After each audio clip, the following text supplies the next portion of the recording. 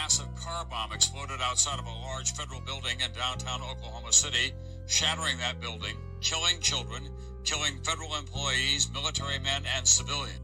The chaos in downtown Oklahoma City did indeed resemble Beirut after what police believe to be a 1,200-pound car bomb ripped through the 9-story federal building shortly after 9 o'clock this morning. If it seemed like war... It's like a garbage pile. It's unbelievable. Everywhere you dig, you find somebody. Everywhere. I found myself this morning looking back at things and thinking of things that I didn't really think about during the thing, and tears still come to my eyes. Seemed like war. Mayor saying there's an 8-foot crater and a couple of cars at least have been joined by the heat and the force of the explosion. In Lebanon, a spokesman for the Iranian-backed Hezbollah said, "We are only interested in liberating our land from the Israeli occupation. We have no relation with the explosion inside the United States." He didn't suffer. He was playing and he just blinked, and when he opened up his eyes, he's in heaven. There you see the farmhouse right now. This is where 2 individuals, we believe 2, maybe more, were being sought. Seemed like war. That's a farmhouse said to be owned by 2 brothers with possible links to the bombing. They are identified as James Douglas Nichols and Terry Lynn Nichols. Law enforcement sources say those 2 men and McVeigh were expelled from a paramilitary group for being too radical. Officials are refusing to speculate on what motive any of these suspects might have. He told me earlier this evening, having to do with experiments in bomb making and a passionate anger against the federal government for its actions against the Branch Davidians in Waco, Texas 2 years back, is circumstantial but telling. One suspect, according to our sources, is in custody now. 27-year-old Tim McVeigh, the crew-cut John Doe number 1 of the FBI sketch, had been stopped for speeding in this Mercury Marquis, 60 miles north of Oklahoma City, about 90 minutes after the bombing. Reno hinted at a wider conspiracy. I remind everyone that John Doe number 2 remains at large. He should be considered armed and extremely dangerous. There is a strong likelihood that other persons are involved in this tragedy as well. Seemed like war. Hello and welcome to the Deathcast. I'm best-selling author Ian Totten. I'd like to thank you for joining me as we prepare to take our second look at the Oklahoma City bombing. Before we get into this week's installment, I have the normal show notes and plugs. If you would like to follow me anywhere on social media, just search for Ian Totten Author, The Deathcast, or Corpse Creek Publishing. If you enjoy what I do, would like to sign up for the show's official mailing list, just go to corpsecreekpublishing.com, click on the subscribe button.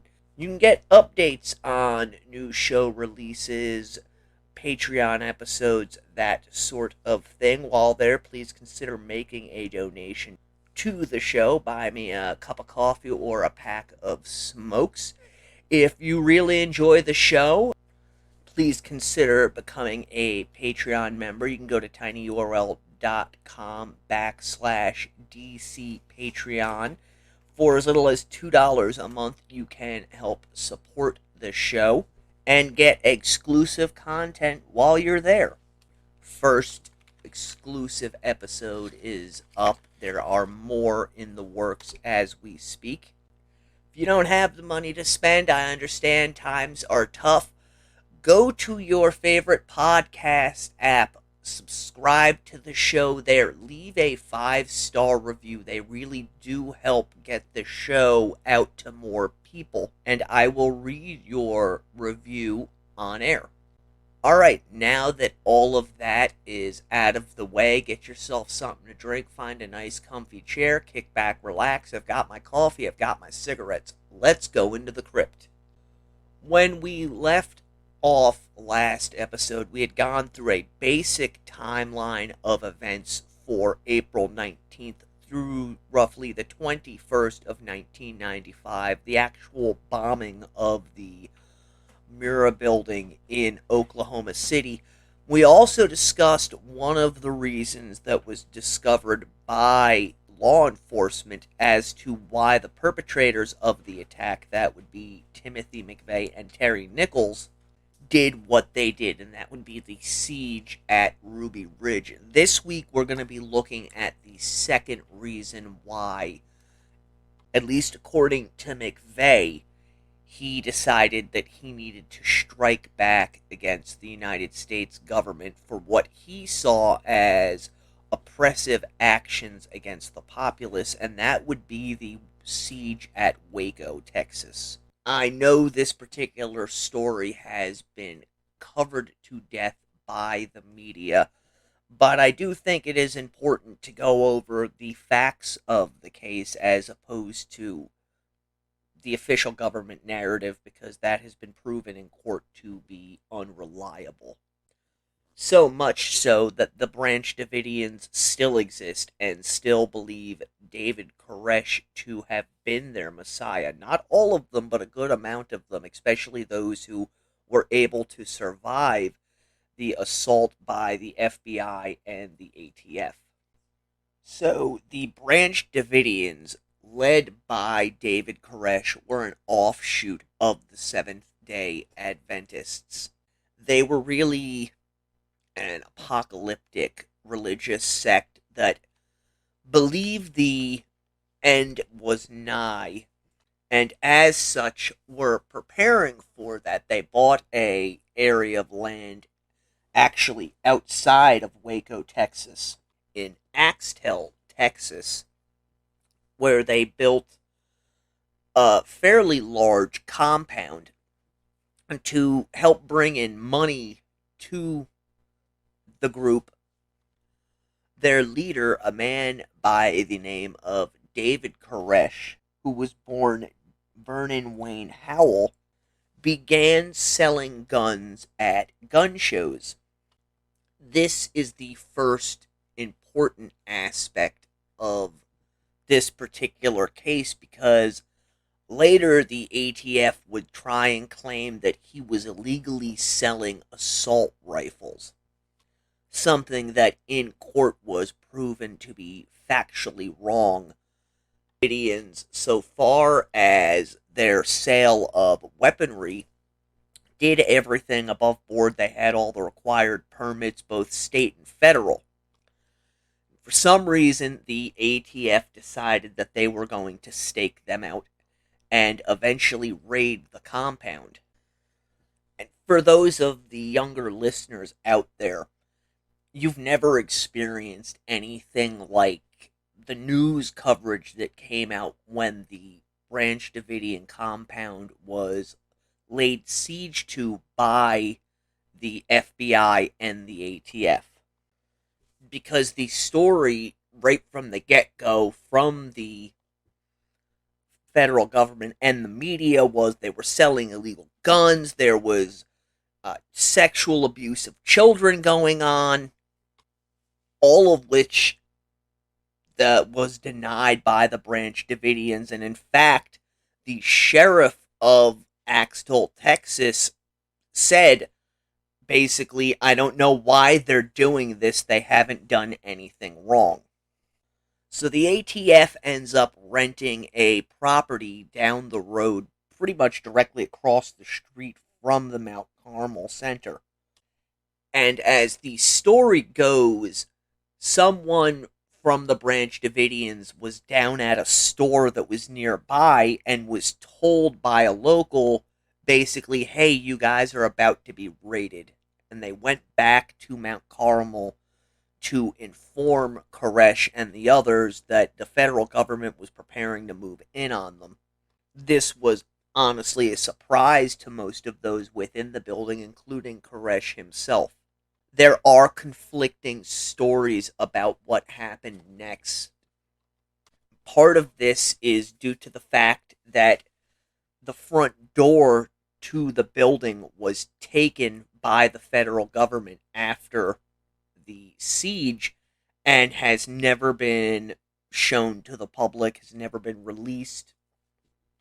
Basically, Koresh went to the door to see what was going on. The ATF contends that the Branch Davidians shot first. The Branch Davidians contend that the ATF opened fire first. Regardless of what happened, Koresh ended up getting hit and withdrawing into the compound. What ended up happening was a, believe, 51-day siege in which the FBI got involved. Now, during all of this, the federal law enforcement agencies involved, who already had egg on their face for their bungling of the Ruby Ridge fiasco, began putting out all sorts of stories through the media. There's actually accounts of them doing a blackout of the media who were putting out stories that went against the narrative that the government wanted out there, which was that David Koresh and his followers were an apocalyptic doomsday cult who were stockpiling and selling illegal weapons. There were stories put out there that they were running a methamphetamine lab out of the compound and that there was rampant child sexual abuse going on within the Branch Davidian sect. On the first day of the standoff, the ATF ended up running out of ammunition, so they went basically into a wait-and-see mode. To further illustrate the point that the Branch Davidians were not, in fact, this, anti-government sect, once the ATF ran out of ammunition, they allowed the agents to gather their dead and wounded. The ceasefire, however, would not last, as at roughly 11:30 a.m., a Branch Davidian by the name of Michael Schroeder was shot dead by ATF agents who contended that he opened fire on them with a pistol, an allegation that has never been proven. Not long after this, the FBI came involved. Koresh began giving interviews with the local media via telephone, and the FBI, not wanting to have the story that they were building destroyed by this, turned around and cut the telephone lines into the building, with the exception that the Branch Davidians were allowed to only contact the FBI negotiators. Koresh was able to finagle it that a audio recording that he had made was broadcast on national radio. Some sources state that the deal was that this would be done and then the Branch Davidians would surrender, although Koresh told the FBI agents that he had been informed by God that he needed to stay within the compound and wait. Afterwards, a number of children were released from the Branch Davidian compound, and 98 individuals still remained inside. There were a number of videos sent from within the compound by Koresh and the Branch Davidians, and these two were used by the federal government in order to paint those who were within inside as violent religious fanatics. Somewhere during this 51-day siege, Timothy McVeigh, who was out of the military for a few years, arrived on scene.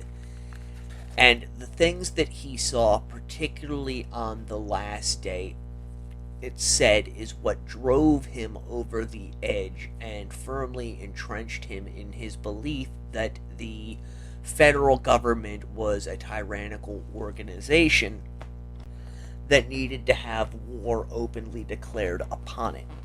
To give you an idea of the spin that was put on the siege by the federal government through the media, Koresh began being referred to as the wacko in Waco, and has really continued to be portrayed in that light by both the media and the federal government since the time of the siege. Another interesting point of fact, the federal government tried to contend after the events that the FBI had not used any snipers on scene, although it was discovered that there were in fact sniper nests as well as shells fired from the guns known to have been used by the FBI's hostage rescue team. I bring this up because a key player in the Ruby Ridge assault also participated in the massacre at Waco. That's our buddy from the last episode, FBI sniper Lon Haruchi. There are photos of him standing outside of Waco with his gun in his camouflage, smiling and give the thumbs up. The indication of the photos being that he had killed somebody with his sniper rifle. Haruchi is one of the individuals seen by McVeigh and others in the white separatists movement as an enemy. I mean, to the point that there are stories out there, whether they're true or not, I do not know, that people actually put hits out on this guy. That is how much he is despised, as he is seen as nothing more than a hired murderer for the federal government.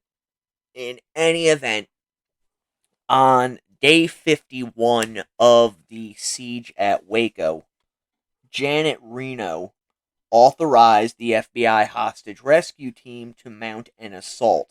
She did this because the individuals on scene informed her that massive, wide-scale child abuse was taking place inside of the compound, and that negotiations had deteriorated to the point that they believed that the Branch Davidians were going to commit a mass suicide. This despite the fact that both Koresh and those who had been released sporadically over the course of the siege clearly stated that they had no such intentions and that no child abuse was taking place inside. Later, Reno, when pressed on the issue, would state that it was her belief that the hostage rescue team had grown tired with waiting and just wanted to end the entire affair. My personal belief is that the FBI had grown tired of waiting and knew that unless they eliminated those who were inside and were able to press charges and lock up those who had been released, they were going to face a massive public relations nightmare, which in the decades since the assault is exactly what happened. So on April 19th, 1993, this is 2 years before the Oklahoma City bombing, the FBI hostage rescue team sent in numerous combat engineered vehicles. They punched holes in the walls of the buildings of the compound using explosives so that they could ostensibly pour tear gas into the building. According to the FBI later, the plan was to increasingly pump more amounts of tear gas into the facility in order to force a surrender on the part of the Branch Davidians. However, that is not what happened. Inside the compound, you have to imagine there was mass pandemonium, as many of the Branch Davidians who remained inside either put on gas masks or went down into a concrete bunker that had been built underneath the building. At roughly noon, 3 fires broke out within the Branch Davidian compound. While the government states that the fires were deliberately set by the Branch Davidians, survivors of the assault contend that the federal government did it either by accident or on purpose. In any event, the end result was that 76 people died inside the Branch Davidian compound, with 9 escaping. The federal government contended that many of those who died inside the building were killed by other members of the Branch Davidian, pointing as proof children who were found in the death throes, stating that this was obvious evidence of cyanide poisoning. Those who don't believe the official narrative basically state that those who died by gunshot wounds only did so because there was no possible way for them to escape the fire, as exits had been blocked, although some evidence has been produced to show that those who were within the bunker may have been able to escape had they desired to. The majority of the Branch Davidian adults who survived ended up being convicted on various charges. Again, my personal opinion, this was the government covering its own ass for the use of force after receiving false intel, as they stated that by firing back at federal officials, they had committed a crime. Again, this is a very condensed version of what happened in Waco.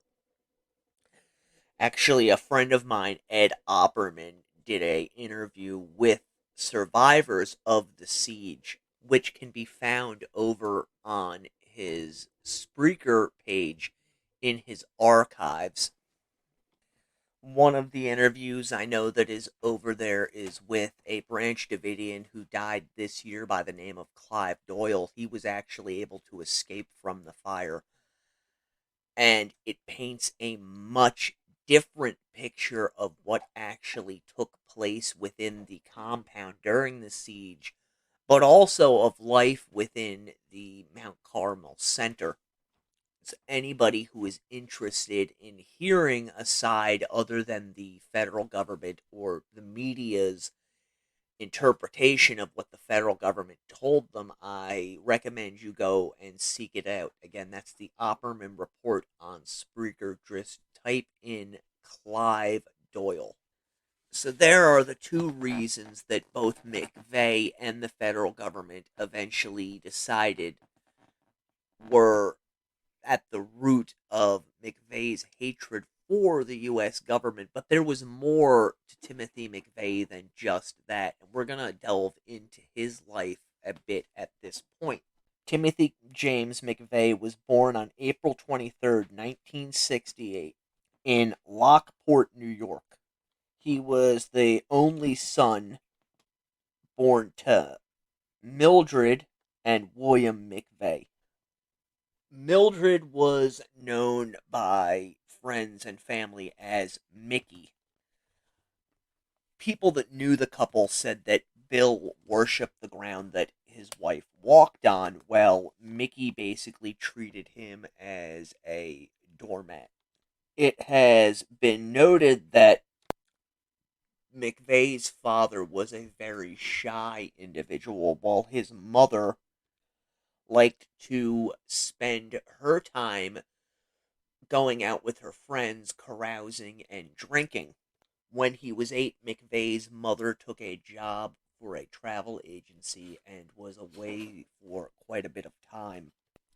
Some who knew the family stated that because McVeigh's father worked a graveyard shift, Mickey, who was working at this travel agency, was able to basically do whatever it was she wanted, which in this case meant that she was able to go running around to bars and pick up men. Some have even stated that she was, quote unquote, wasn't much of a housewife and their home was always messy. This because being domesticated was not in any way, shape, or form what McVeigh's mother was looking for out of life. Everyone who knew her has stated that she craved attention from the opposite sex, excitement, and adventure. While McVeigh himself described his mother as freewheeling, a free spirit, eventually McVeigh's father, Bill, began to suspect, and I assume rightfully so, that his wife was cheating on him. This led to the disillusionment of their marriage. McVeigh, in fact, believed that his father's own friends were carrying on affairs with his mother. According to defense witnesses, it was believed by McVeigh's defense team that his mother, because of her alcoholism, encouraged unhealthy sexual relationships among her children, although this has never been absolutely proven to be fact. And in fact, McVeigh's sisters have gone on the record as stating that this was not in any way, shape, or form true, although their mother was known to encourage McVeigh's older sister to drink with her, especially when things such as breaking up with a boyfriend took place. On describing a young Timothy McVeigh, friends and acquaintances stated that he was a shy and reserved boy who was known to have a short temper. He's also been described as being somewhat of a nerd who, by his own admission, was bullied very heavily in school. One interesting story concerning McVeigh comes from a neighbor. You have to remember that McVeigh's mother, even when she was married to his father, was very seldom home, and when she was less than attentive. So McVeigh's neighbors, many of them women, took to being something of a surrogate mothers to him. According to this one individual, she always suspected that something quote-unquote disturbing had happened to Tim McVeigh within the McVeigh household. To quote this woman, McVeigh had a poor body image and often wore baggy clothing to cover the shape of his body. I have always sensed that Tim had a deep hurt he could never talk about, and I always felt that it could have something to do with his mother. This again goes into the possibility that McVeigh's mother may have sexually abused him, although again, this has never been proven or disproven. McVeigh's grandfather, Ed, was really his safety release. McVeigh spent a lot of time with his grandfather, and in fact seemed to cherish the opportunity to be around the older man. It was through his grandfather that McVeigh first came into contact with guns, and Ed taught him how to properly and safely handle firearms. McVeigh stated about his grandfather, quote, I used to nap on his couch. When I woke, we'd fold blankets together, him holding the end as I picked up the corners. Eventually, he taught me how to fold a blanket by myself. I loved going to his house. McVeigh has classified his grandfather as something of a mechanical MacGyver, something that McVeigh himself attempted to emulate in his own life, stating, quote, occasionally the MacGyver influence comes out in me. McVeigh also stated that while his grandfather was a rugged individual, he was also the only person he could truly claim to have loved. When McVeigh was 9 in 1978, his parents finally separated, with Mickey moving out. McVeigh's sisters chose to stay with their mother while Tim went and lived with his father. After his mother and sisters left, it's been said that McVeigh became distant, disconnected, and guarded. While a close friend of the family stated he, quote, became noticeably insecure, unable to find his niche, almost starved for affection, having an impenetrable shell around him which hardly anybody could break through. And this really paints the picture of who McVeigh would be as an adult. The media tried to paint this picture of him as being this heartless, bloodthirsty individual. I personally believe that's not the case. I'm not saying that what McVeigh did was good, but I do believe that because of the traumas that he experienced during early childhood, he built this shell up around himself under the belief of, if you don't know who I really am, then you can't hurt me. We will get back to looking at McVeigh in just a moment. From author Alistair Cross comes the Vampires of Crimson Cove series. When the sun goes down and the fog rolls in, the darkness comes out to play in the little town of Crimson Cove. By day, it's an idyllic mountain village, but after sunset, stay inside and lock your doors. Between dusk and dawn, the streets run red with blood. Two brothers, Brooks and Cade Coulter, know all about the darkness. One fights it, and the other is part of it. And although he tries to stay on the side of light, can you ever really trust a vampire? This is what New York Times best-selling author of the Walking Dead series, Jay Bonansinga, has to say. Put Bram Stoker in a giant cocktail shaker, add a pinch of Laura K. Hamilton, a shot of John Carpenter, and a healthy jigger of absinthe, and you'll end up with Alistair Cross's modern gothic chiller, The Crimson Corset, a deliciously terrifying tale that will sink its teeth into you from page 1. The Vampires of Crimson Cove series is available on Amazon in paperback, ebook, and Audible. Also available on Kindle Unlimited. We are back. As I said before the break, McVeigh had built this shell around himself to keep people from learning who he really was inside. Because of this, the glimpses of McVeigh that the people who knew him encountered were of a really geeky guy who, once high school began, was really, really into firearms as well as computers. That's one aspect about McVeigh that is often overlooked. Although he was an absolutely awful student in school, he was seen as something as of a whiz kid with computers. By his own admission, McVeigh was, an original hacker, so to speak, using his Commodore 64 to hack into government databases under the handle of the Wanderer.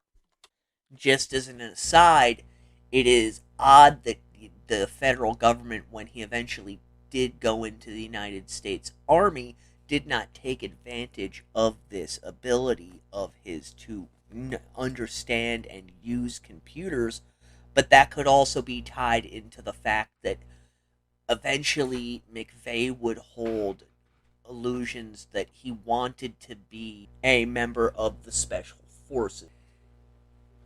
McVeigh's mother would return to the house periodically over the ensuing years until 1984, when she took McVeigh's two sisters and moved to Florida. From this point on, it was simply McVeigh, his father, and on occasion his grandfather. During his high school years, in addition to being heavily into computers, is when McVeigh began to show an interest in survivalism. As he told his biographers, quote, "I grew up during the Cold War era. People had built bomb shelters in their backyards. The McDermotts had a basement with walls that were 8 feet thick. It was a fallout shelter in their basement. They told me the guy who built the house was worried about radiation from bomb fallout. My uncle's former house had its own gas tank and underground pump. During the gas crisis of 1974, I remember a neighbor coming in the middle of the night siphoning gas from my dad's car and other neighbors' cars. Gas was gold, and it was being stolen from our driveway. That instilled a feeling of righteousness in me. A feeling that you should be able to defend your property. I wanted to sit outside and guard our property. You couldn't just shoot him because you're not in fear for your life. You start thinking that the laws aren't in line with what I would call natural law." McVeigh was not alone during this period of time, the early 1980s, in his belief in survivalism. In fact, it was something of a phenomenon across the United States, with families building bomb shelters and taking survivalist courses. This was really just a resurgence of what had taken place in the 1950s. McVeigh, however, was different in that he continued these survivalist ways up until the day that he was arrested. But to give you a broader idea of how it was in the 1980s, especially the early 1980s, a lot of religious programs began preaching about the end of times and the coming of Christ. Individuals like Pat Robertson, the 700 Club, organizations like that, these televangelists began preaching about it, and thousands upon thousands of Americans ate their words up and began preparing themselves for this coming nuclear war.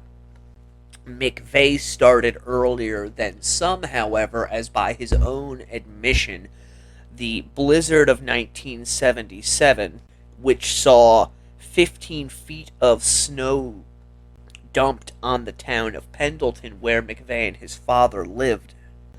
According to the book Apparition in the Heartlands of the Real, The Many Lives of Timothy McVeigh, it was during this blizzard where his mother had gone off to visit friends and become stranded away from the home that McVeigh finally felt abandoned by not only his mother but really everyone else within his life, and decided that he needed to survive on his own if he was going to be able to do anything in this life. As to his mind, he could not rely on anyone else. According to McVeigh, his definition of survivalism was attaining personal freedom through separation and independence from the system. It's a yearning to live the Ingalls on the little house on the prairie, a wholesome and pure life. I see nothing wrong with that. For younger fans who don't know, The Ingalls and the Little House on a Prairie was a book series by Laura Ingalls Wilder, but also a massively popular television series that aired through the 1970s and into the 1980s. After this blizzard, it was noted by people that knew the McVeighs that Tim became increasingly remote and distant. In fact, he became meticulous and studious in the study of his various hobbies, which included computers, weaponry, and survivalism. He also lost himself within comic books, which gives some idea of the quote-unquote dork that McVeigh was, because during this period of time, really the only people that read comic books were considered the nerds and the dorks. It wasn't like it is now where it was mainstream. Back then they were seen as kids' things. One thing that McVeigh focused a lot of time and attention on was perfecting his marksmanship with guns. His grandfather was a pretty big hunter from all accounts. McVeigh never showed much interest in hunting. However, he did relish the idea of becoming an expert marksman. And as the years go on, almost all of McVeigh's attention turns to both survivalism and guns. He was so enthralled with guns, gun ownership, and the entire lifestyle that during a career day he listed at his future occupation as being a gun store owner. This, coupled with the budding fantasy life that he was building up within his own mind, were, for lack of better terms, a dangerous combination. Tim already felt alienated from society as a whole due to his home life and the fact that he was not very popular within school. He also found ways to lose himself in movies such as War Games, which he cited as quite possibly his favorite film. And that links up perfectly with his survivalist leanings. If you have not seen the movie, War Games is a story of a high school student played by Matthew Broderick, who's a computer hacker who ends up hacking into the federal government's computer systems looking for games, and ends up initiating a war game with the computer, although Broderick's character, as well as the federal government, does not understand that it is just a simulation, a game, so everyone gets into a panic, believing that this computer, which they cannot get to stop this countdown, is actually going to start World War III. Discussing his interest in computers later, McVeigh stated, "I was on the internet before it became popular. I kept inputting different phone numbers. I hacked into banks, government agencies. I hacked into more shit on computers than I'd ever admit to. I had a Commodore 64 computer at home. Dave Darlack and myself hacked into people's computers from school. I learned how to charge phone calls to other people's phones. When we were hacking around and a message came up, you are on the system illegally and will turn off your phones. The next day I was scared to even take out the garbage. I thought the cops would come. I got in a White Sands missile range computer system. White Sands was government computer, but I didn't get past their password. I love the movie War Games. I was inspired by that movie." One also has to imagine that McVeigh found films such as The Road Warrior, which was the second part to Mad Max, to be particularly fascinating, as McVeigh, again, saw himself as a survivalist and mentally liked to put himself into the roles of the main characters as he daydreamed through his life. Another film that McVeigh said influenced him greatly during this period of time was the movie Red Dawn, which is about an invasion of the United States by Russian forces and a group of high school students that go off into the wilderness and battle with them. Again, all types of things that fed into McVeigh's starving psyche.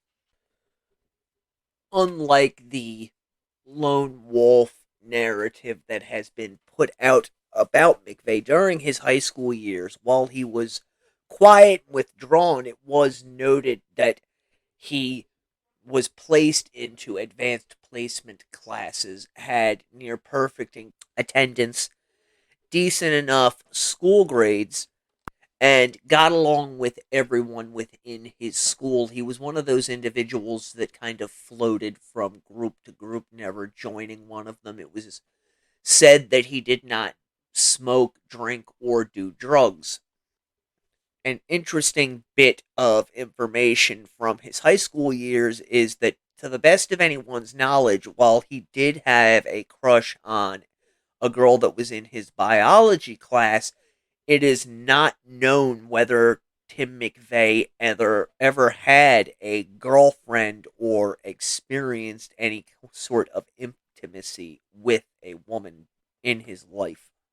McVeigh was on the football team in high school as well as the track and field team.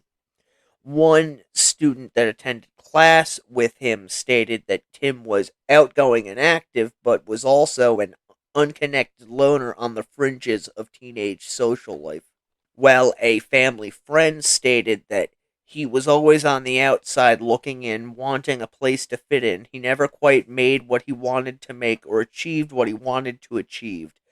It seemed like no matter what he did, he didn't quite make it. Not as a son to his mother or father in any of the groups the other kids were involved in. McVeigh himself stated that he did in fact date in high school and lost his virginity during his junior year to a co-worker. McVeigh stated that she quote-unquote liked his stamina and that he was a quote young buck. I personally don't believe that this particular anecdote is true. It sounds more likely than not that McVeigh was trying to paint a picture of himself, of being a manly man, so to speak, the kind that beds women with disregard to their marital or relationship status and then moves from one sexual liaison to another with ease. If you've ever watched interviews with Tim McVeigh or read any of his biographies, he was anything but. As I stated, he was lack of a better term, a dork. He was into comic books books and guns and survivalism and Star Trek, that kind of stuff, not the type of activities that a young man in the early 1980s would be involved with were he a quote-unquote stud. One woman who has claimed to have dated Tim at some period of time stated that he was loud and goofy, although she sensed that he was lost. Again, there is no record as to whether or not they had had an intimate relationship. It seems more likely than not that Tim took her out on weekly dates during his senior year in high school before they broke up. With this relationship, too, Tim talks about his sexual prowess, stating that he was horny and got her on the pill by taking her to Planned Parenthood because he was an honorable young man, but eventually things just fizzled out. From this point on, Tim is not known to have had any other relationships, although he liked to boast of having bedded the wives of his friends. Again, I believe this too is, a massive exaggeration on his part in order to make himself seem more quote-unquote manly. After graduating high school, McVeigh had few options for gainful employment, as this period in time the U.S. economy was really feeling the crunch of various industries like steel mills and auto factories closing down. McVeigh, due to his IQ, had gotten a small scholarship to a state college, Bryant and Stratton Business College. He went there for computers, but after only a few short months, McVeigh, who had scored nearly perfect on the math entrance exam, grew bored and dropped out. After dropping out of school, Tim applied for and received a concealed carry permit. After this, he sold his comic book collection, which years earlier he had referred to as his college fund, and purchased 10 acres of land in conjunction with a friend from high school. In order to support himself, McVeigh got a job working at a local gun shop. When he wasn't at the gun shop, he would be out on this 10 acres of land hunting and shooting his guns, living the survivalist's dream, as it were. Eventually, I would assume more out of boredom than anything else, McVeigh got a second job, this working as an armored truck driver at Burke Armored Security in Buffalo. According to McVeigh, again, I believe this is him building up his ego. Everyone that he worked with referred to him as the Kid due to the fact that he could quote-unquote outshoot everybody. People that worked with McVeigh at this armored truck company remember him as what one person called a gun nut. Another person described an incident wherein McVeigh showed up to work wearing two bandoleros looking like quote-unquote Pancho Villa or some Old West outlaw. It was during these years after high school that McVeigh really began to embrace the survivalist mentality more so than he had when he was in high school, as McVeigh now could legally go to gun shows and was introduced to a new subculture within the survivalists' world that would be the militiamen. Individuals that get together on the weekends to hold drills and dress in camouflage, stand guard duty, that type of stuff. McVeigh came within their sphere and began reading magazines such as Soldier of Fortune, a magazine noted for lambasting the political left, as well as for having articles and recruitment ads to hire mercenaries to go battle on behalf of the Nicaraguan Contra rebels. It was through the pages of Soldier of fortune that McVeigh encountered what may be the single biggest turning point in his life. And that was an advertisement for a book called The Turner Diaries. For those unfamiliar with The Turner Diaries, it was written and published in 1978 under the pseudonym Andrew MacDonald. The actual author was a former physics professor by the name of William Pierce.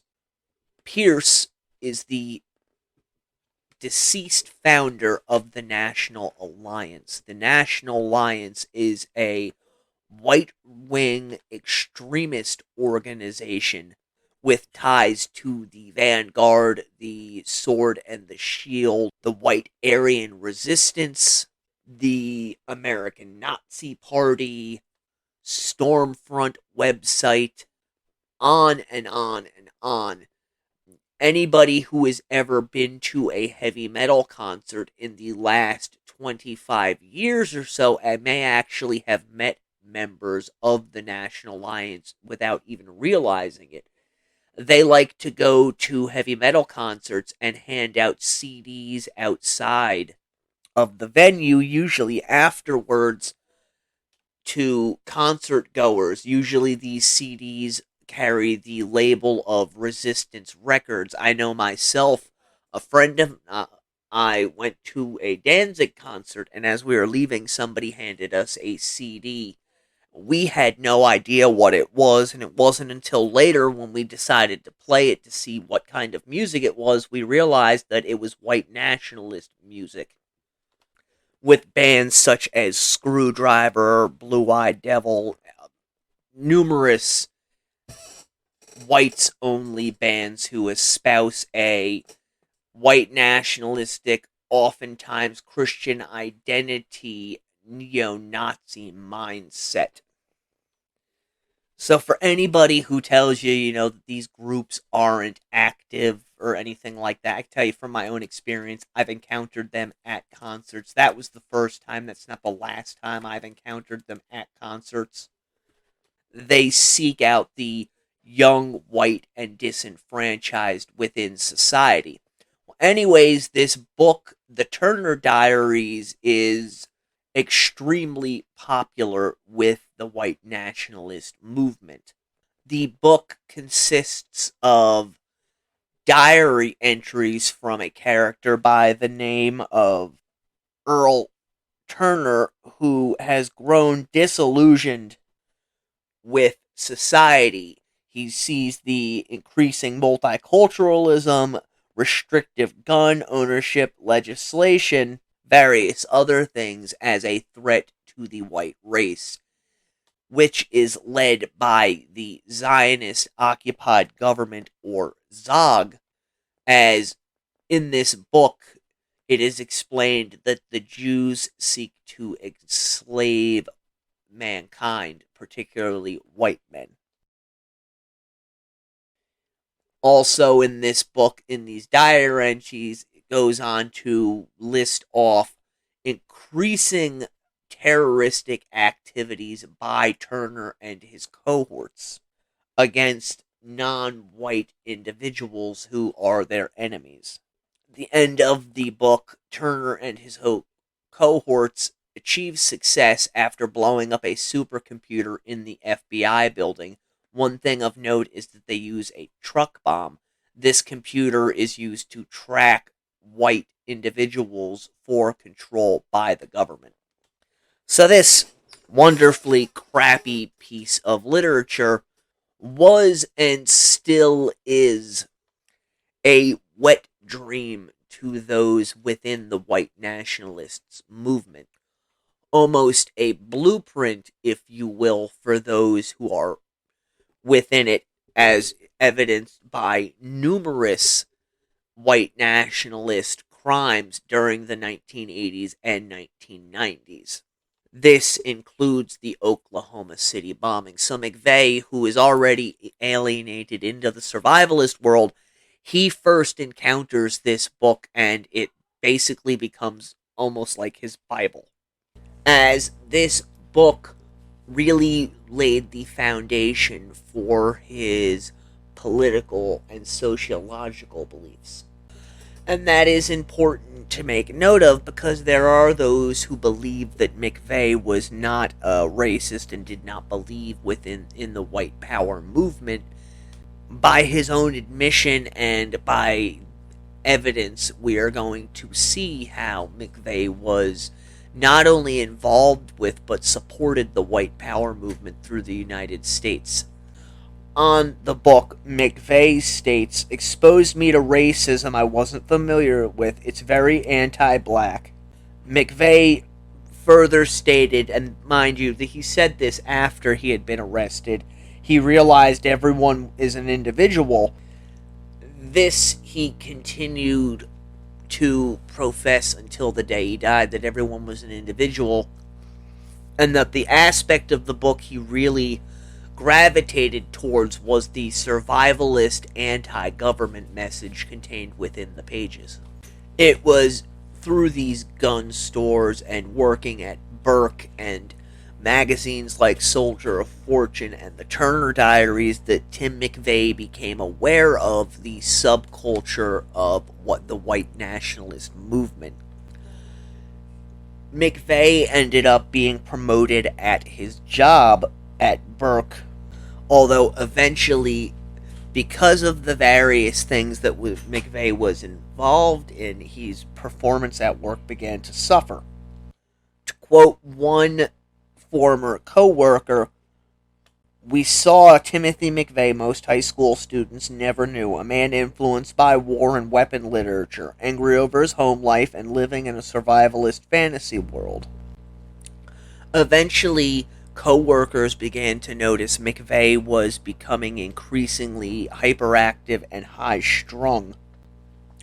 His intensity levels began to increase, and it was noted that he was jittery and jumpy, as well as the fact that he began to carry guns with him to work whenever he could. While his temper had grown shorter,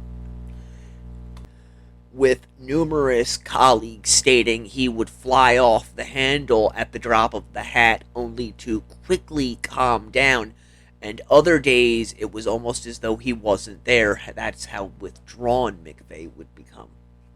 By McVeigh's own admission, during this period of time, he became frustrated and disenchanted with the mundane actions of his day-to-day life. He began seeking a higher purpose and calling. McVeigh began to quote lines from the Turner Diaries. This one in particular that I am about to read was a favorite of his and illustrated his dissatisfaction and disillusionment with life. For those of you who may be bothered by this reading, you may want to fast forward a few seconds.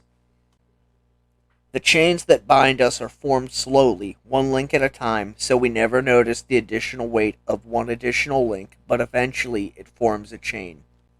Quoting McVeigh now, "I loved that passage. It was right on. Most Americans could give a shit as long as they have a six-pack of beer and their TV is working."